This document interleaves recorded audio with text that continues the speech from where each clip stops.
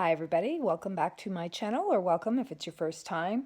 Today I'm going to talk about something called the elimination diet. This is not a diet per se, as all these other popular diets, to lose weight. Not that you might not have that, a side effect by this, but it's definitely not a lose weight diet. And I hate the word diet, but I'm going to use that because that's what it's called. So it's called the elimination diet. The elimination diet is something that is very effective for discovering food sensitivities. So a food sensitivity is different than an allergy. A food allergy, you would have very serious implications from. You could even die from certain food allergies, but certainly much more serious implications. A sensitivity just means that it doesn't agree with you, and it is causing, other minor things that are not very comfortable, and possibly could lead up to over a long period of time, other implications. But a sensitivity, again, different than an allergy. So a food elimination diet is good for discovering food sensitivities. It's good for decreasing inflammation in the body, because some foods do cause inflammation and you may not know which ones those are. So any condition, if you have arthritis, or if you have anything ending in itis, colitis, anything in itis, which is an inflammation, or eczema, like a skin condition, it's good to find out if foods are causing these issues. So those are a few reasons that you might want to do a elimination diet. It's also very good for healing the gut. So we do know there is a brain-gut connection. 70% of our immune system is in our gut, and our brain and our gut work together, right? Our brain sends our gut messages, the gut sends the brain messages back, right? So we need to make sure that our guts are healthy. And I worked for a very wise woman once that used to say, if your pipes are not clean, your health, you can't be healthy, right? So again, 70% of our immune system is in our gut. So there is a big connection.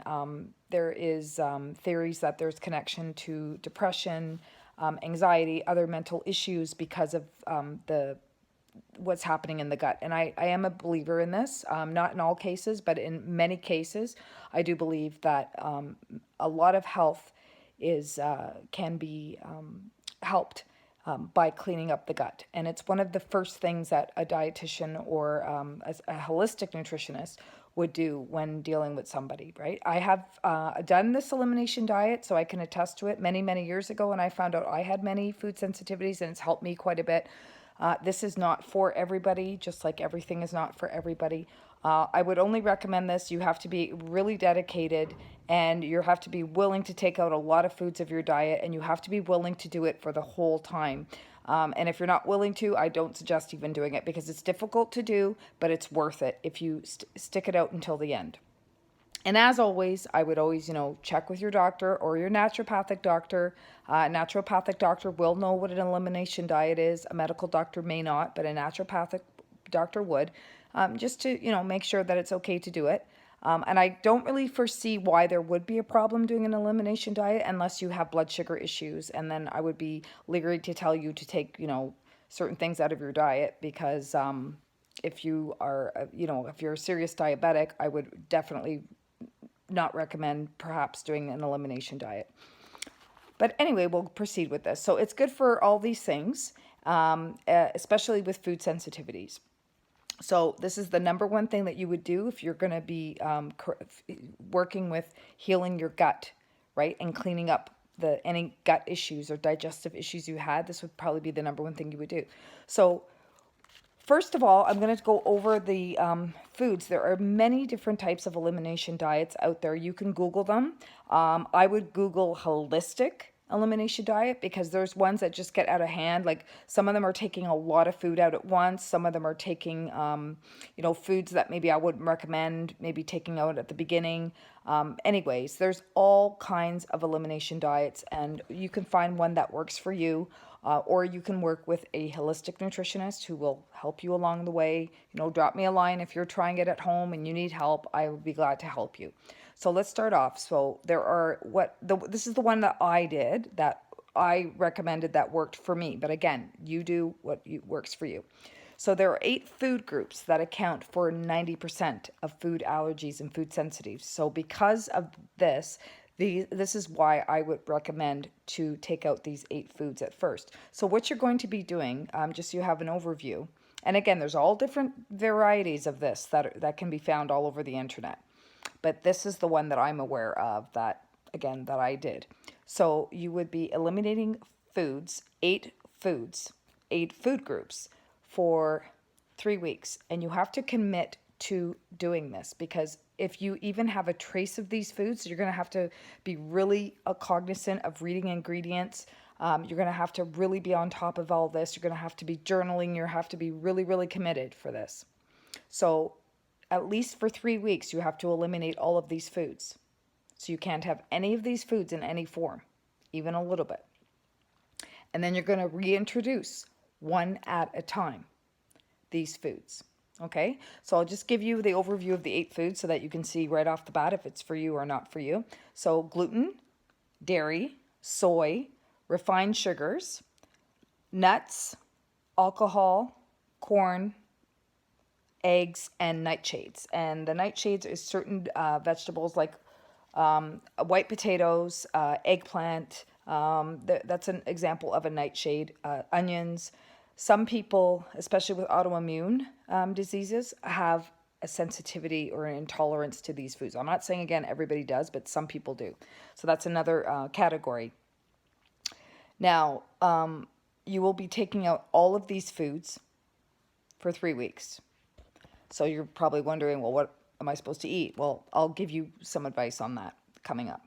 So most elimination diets are anywhere from 3 to 6 weeks. This one I'm about to tell you is for 3 weeks, but by the time you finish introducing everything, it's going to be over 3 weeks, obviously. It's 3 weeks at least to get the benefits of having these foods out of your system. It takes at least 3 weeks, at least, for the body to heal if there is an offending food causing an issue. So also, you would have to know before you start an elimination diet, you would have to know why you're doing it.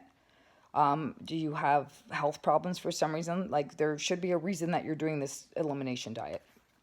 I'll give you some reasons that people do it. You may have one of these, you may have all of these. And again, food might not be the cause of one of these things or all of these things, but it might be. So this is what you're just doing this to see, right? So there's no guarantee that you're going to find, but most people that do this will find something that is causing one of these issues. So here I go. I'm going to give you, I've written them down just at the top of my head, but there's many. So fatigue, arthritis, or any itis, right? Any kind of inflammation, asthma, mood disorders, depression, eczema, acne, psoriasis, autoimmune disorders, migraines, IBS symptoms like gas, bloating, maybe constipation, maybe diarrhea, even in some cases ADHD, or ADD.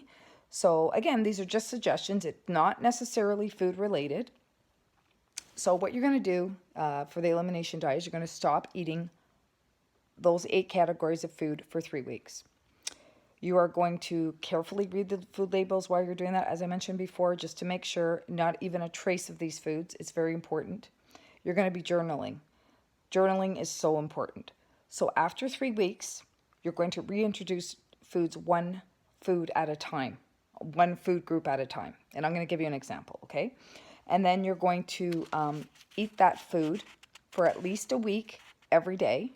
It doesn't have to be a lot, but at least a little bit every day for a week. And you're going to be recording what's happening. So let's say, for an example, we're going to use an example. Let's say you're doing an elimination diet because you're tired and you get a lot of headaches, and that's your reason. So let's go with the first category that we would be taking out, and that would be gluten, let's say. So you've taken all the other things. So gluten, dairy, soy, refined sugar, nuts, corn, alcohol, eggs, and nightshades. You've taken all of this out for 3 weeks. And you've noticed, for example, let's say that you're journaling and your headaches have gotten better and you're not so tired. So you're going to reintroduce one food now. So let's say we're introducing gluten. So while we reintroduce gluten, we're going to be very cognizant. So sometimes it may not be that particular first day, you may not notice anything right away. The second day, you might not notice anything right away. You might notice it the third day or the fourth day. But the whole point is, as soon as you notice, let's say you get that headache again, or you're getting really tired and you're fatigued and you have your head is, you can pretty much, assume that that food has contributed to that dilemma, right? So you can take that out as soon as you realize what that is, and then you can continue on to the next one.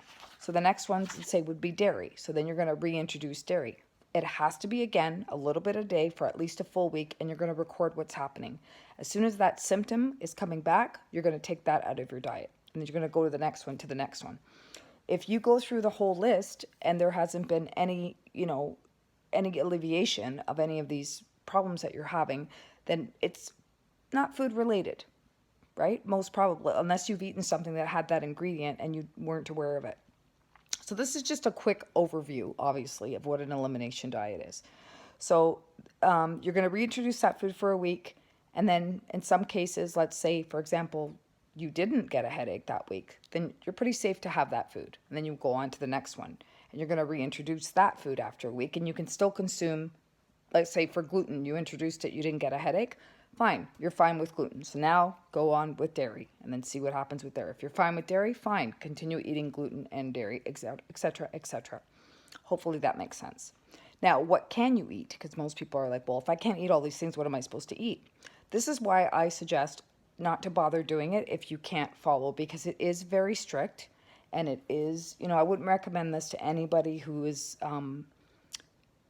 worried about, anyone that's recovered from an eating disorder or anything like that, because you have to be really, it's very restrictive and not suggested for those people, okay? Or for anyone that thinks they can't do this, don't bother, because you have to be precise for this to sort of work. So what you can eat is very similar to a paleo diet, if you're familiar with that, or paleo diet, Paleo diet. So a lot of fresh vegetables. You're mostly eating fresh vegetables. Clean sources of protein, so no high-fat meats or highly processed proteins. You have to be very clean sources of protein. Very healthy fats, like avocado or coconut oil, things like that. Whole foods, carbohydrates. So that's once you're introducing, that you can once you introduce the gluten, but a lot of the whole food carbohydrate ones wouldn't really fall under that category. And then a small amount of fruit, as long as it doesn't fall under any of the categories that you've omitted. So it's basically a very, very, for a lot of people, very difficult way to eat for 3 weeks, because it is a little bit restrictive. But for anyone who's currently eating a lot of vegetables and eating a lot of, like, already a clean diet, this would be very good for you to do, because it wouldn't be hard. And I would even go a step further and to say that if you're eating a lot of vegetables and clean proteins and that, it should really be organic. A lot of organic vegetables, organic fruit, organic meat, if you can. Most of this should be like very clean food to make it more successful. So I know this is just like a quick overview. It is not really an easy thing to do. I did do it. I did it years ago, and I found out I had a wheat sensitivity, and I can still have wheat. I just can't overdo the wheat. And then, one other thing with food, what I think is actually a big misconception is that, for example, people will say to me, "Oh, I can't eat strawberries. I'm sensitive to strawberries." And I'll say, "Well, how do you know that?" And they'll say, "Well, I had some strawberries today, and look, I have like these blotches, or I don't feel very good. I had it today." Sensitivities don't always show up the same day, and that's why it's done. The elimination diet is done the way it's done. They don't always show up the same day. It could be 2, 3, 4 days later with the food sensitivity, right?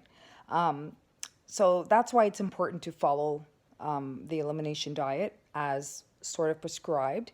Again, it's not easy, but it's well worth it. If you're having a lot of issues and you want to get to the bottom of something, I commend anybody who's done it. And I know a lot of people who have done it to get to the root of their issues. If you need help, again, reach out to me, or, get a registered holistic nutritionist, talk to your naturopathic doctor, do some research on it if you want to know more about it. But it's a great tool to get to the bottom of food sensitivities, clean up your gut health.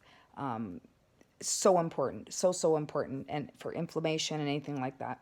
So I hope this was helpful, and be well and take care, and reach out if you need me. I am Nutralicious on Facebook. I am Lexi.velvet on Instagram, and Lexi Velvet here on YouTube.